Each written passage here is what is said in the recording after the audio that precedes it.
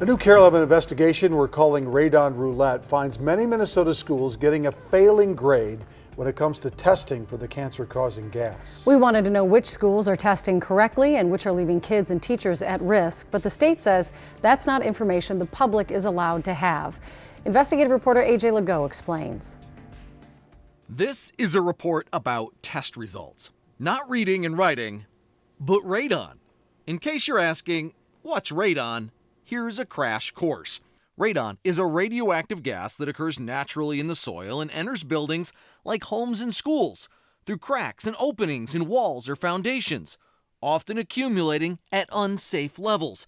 Odorless, colorless, and tasteless, the CDC says radon is the #1 cause of lung cancer among non-smokers, responsible for an estimated 20,000 deaths each year. It is a big public health concern. It doesn't always get the attention it needs. Dan Tranter is the Minnesota Department of Health's Indoor Air Unit Supervisor. When you look at the numbers of cancer deaths attributed to radon exposure, I think the numbers are staggering.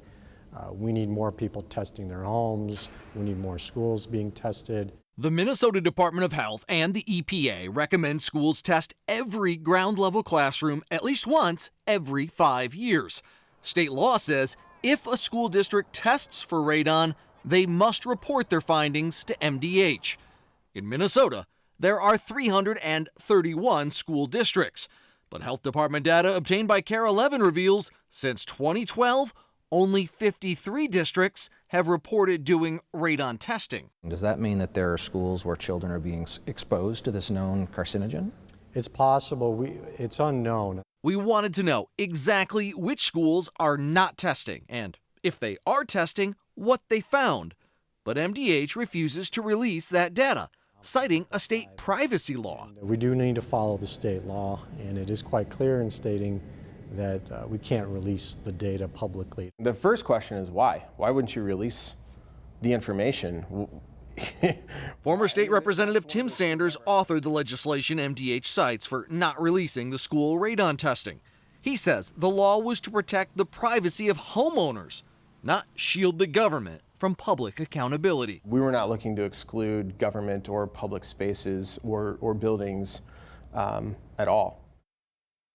Well, despite the government secrecy, Care 11 built our own radon testing database, surveying every school in the Metro's 20 largest districts.